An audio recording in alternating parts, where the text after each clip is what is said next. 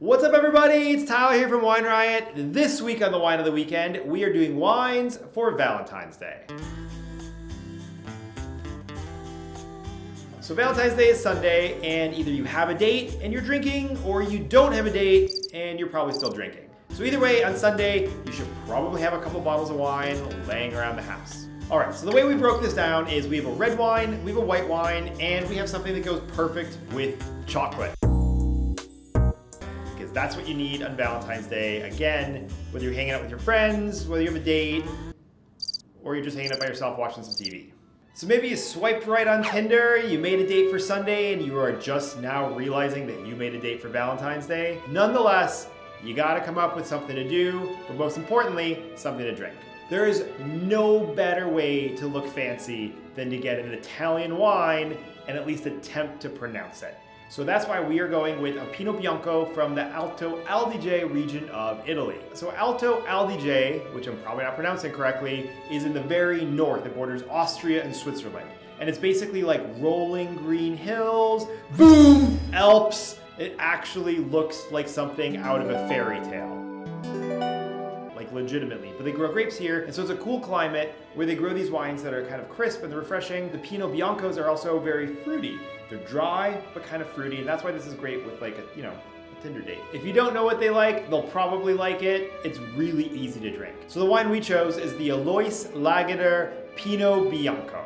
And the name is actually a bit longer, so you can learn all of that, repeat it, and so now you can impress your date and sound fancy with your newfound Italian.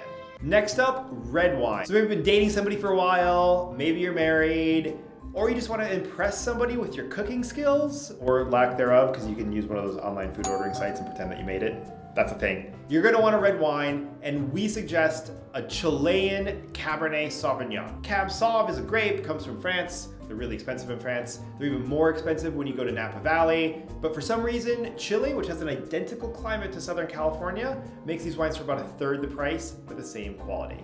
We are going with a wine called the J. Bouchon Cabernet Sauvignon. Comes around like 12 to 15 bucks, but it drinks like a $30 bottle of Napa Cab. So without spending a whole lot of money, you get to have a pretty fancy bottle of wine. So last up, Valentine's Day is completely synonymous with chocolate.